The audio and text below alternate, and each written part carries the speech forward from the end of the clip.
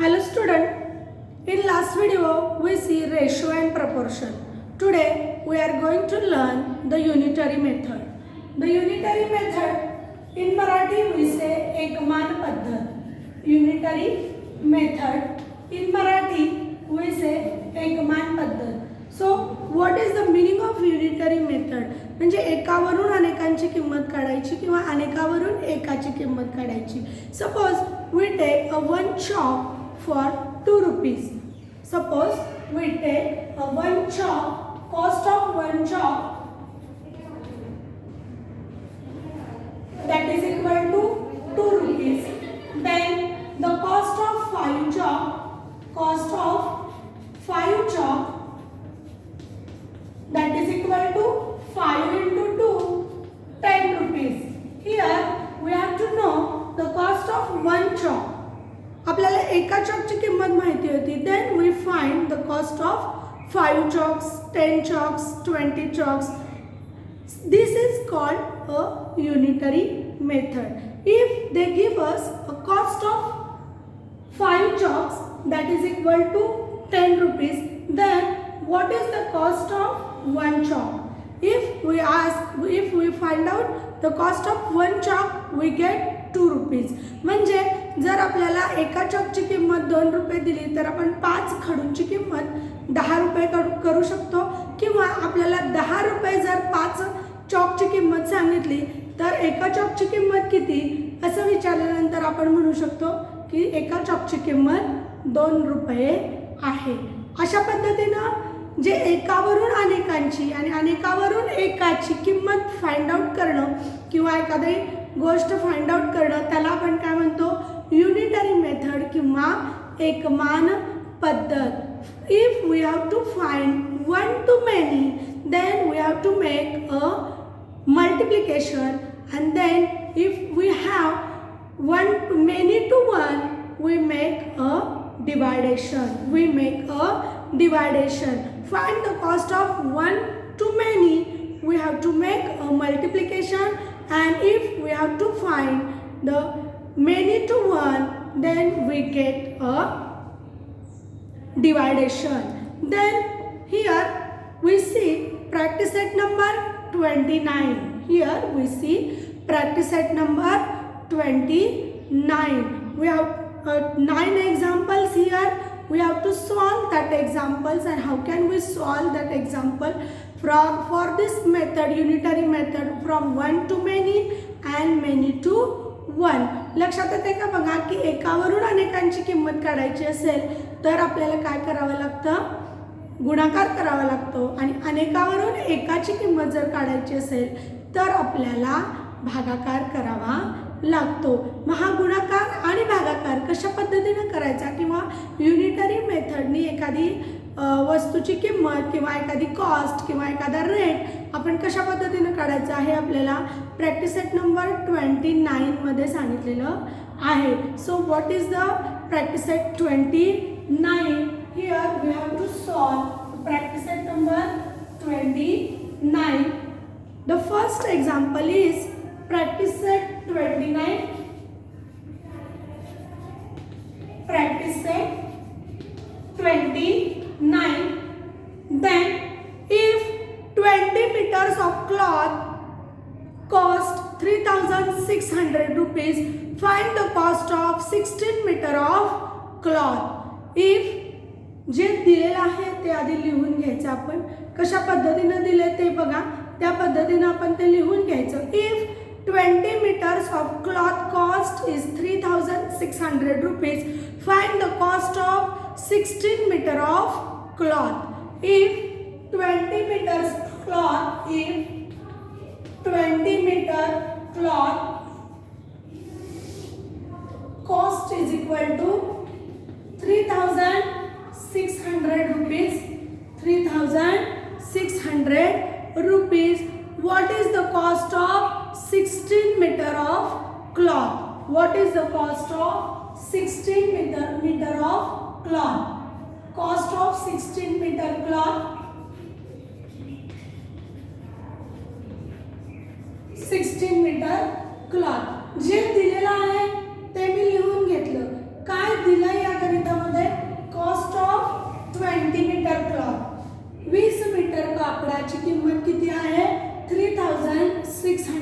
rupees. Here we have to find the cost of 1 meter cloth. आपल्याला 20 metre दिलेली आहे आणि आपण त्याची किंमत आहे 3600 रुपये, 3600 रुपीज. त्याच्यावरून आपण 1 मीटर कापडाची किंमत काढणार आहोत. And then we have to find the 16 meter cost of cloth. So first we find the cost of 1 meter cloth. 1 meter cloth. We have to make a division because 3600 is the cost of 20 meter cloth. 3600 20 21 जा 20. आपण इथं भागाकार करणार आहोत बघा. 3360 किंवा आता आपण या एकाचा भाग घेतला, इथं राहिले 6, इथं 1, then we take a 0 here.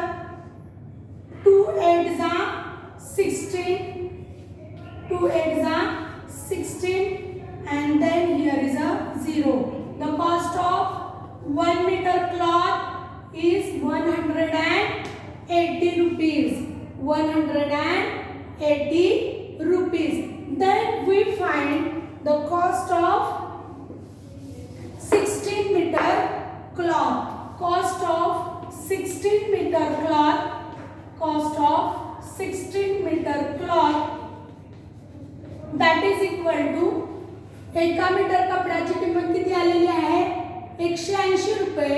यावरून आपल्याला 16 मीटर कपड्याची किंमत काढायची असेल तर आपण काय करणार आहे, we have to make a multiplication. So 180 into 16. 180 into 16. बघा इथं 3600 ला आपण 20 ने भागलेला आहे. 21 जा 20, then here 6 1, then 0. 28 जा 160, here is a 0, and then परत आपण इथे शून्याचा भाग लावून 180 रुपये 1 मीटर कपड्याची किंमत आलेली आहे. त्याच्यानंतर 16 मीटर कपड्याची किंमत काढण्यासाठी आपल्याला काय करावं लागणार आहे, 180 into 60. So 6 into 0 0, 8 6 जा 48, 8 6 जा 48, then 6 1 जा 6, 6 plus 4 10, here is a 0, 1 into 0 0, 8 1 जा 8, 1 1 जा 1, here is a, we have to make a addition, then 8 2880 rupees. 2880 rupees. So the cost of 16 meter cloth, इथं वाक्य लिहायचं आपण, the cost of 16 meter cloth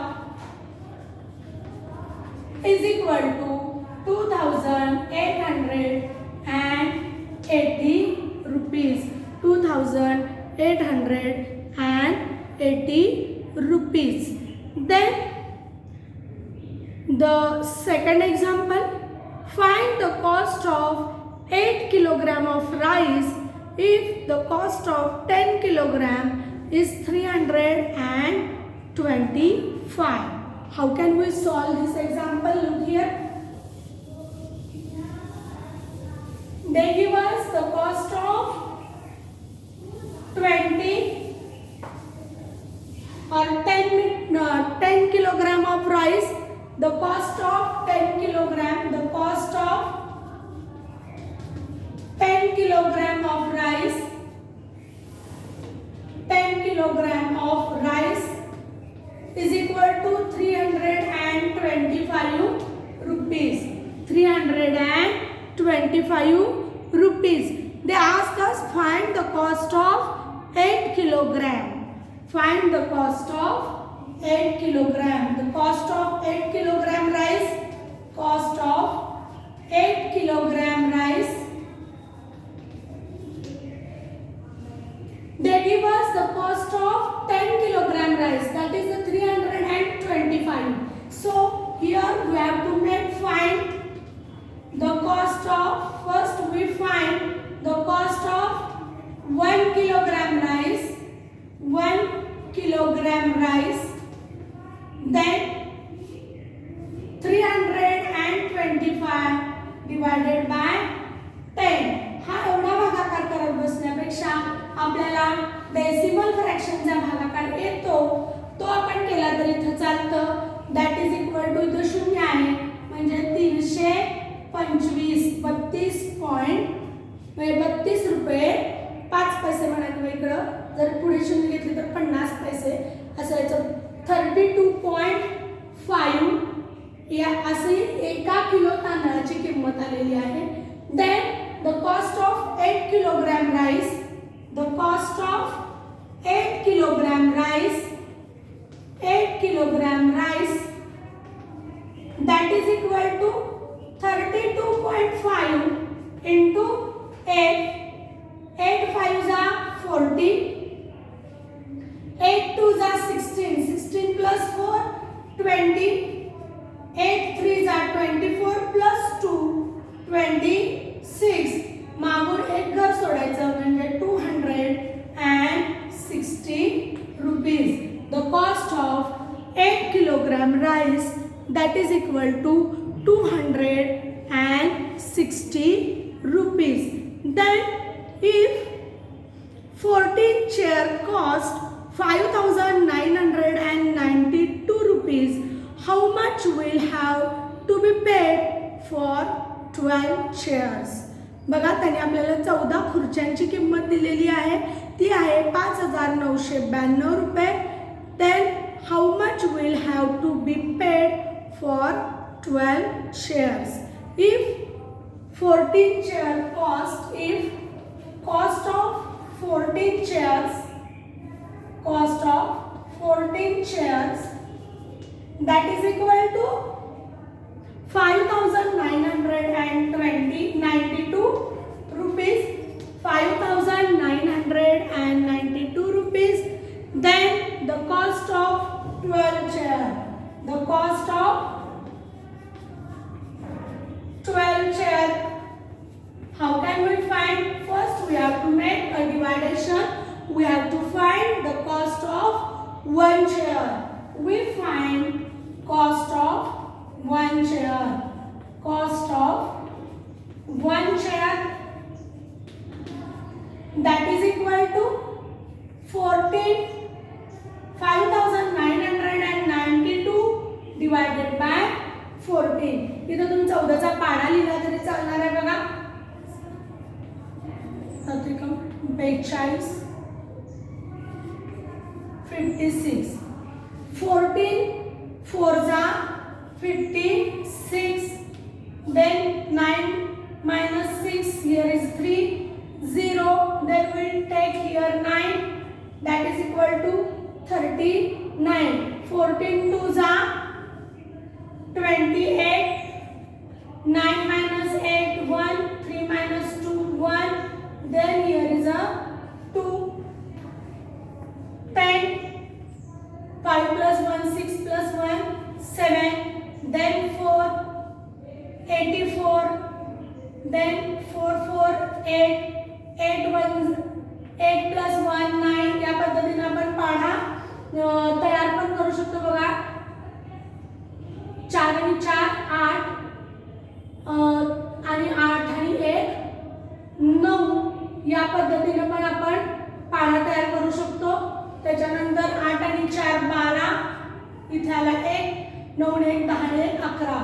इथे आपल्याला हे 112 मिळालेले आहेत. 1 2 3 4 5 6 7 8 आठव्यांदा 112 आहेत आणि 14 8 112 0 0 0 म्हणजे एका खुर्चीची किंमत किती आली 428. जर आपल्याला पाढा पाठ नसेल तर आपण कशा पद्धतीने करू शकतो बघा. 14 मध्ये 14 मिळवले 28. 8 आणि 4 12. इथे आला 1.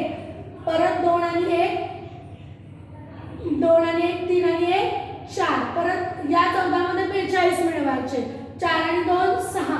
5 आणि 4 आणि 1 5. त्याच्यानंतर 6 आणि 10, 5 आणि 1 6 आणि 1 7.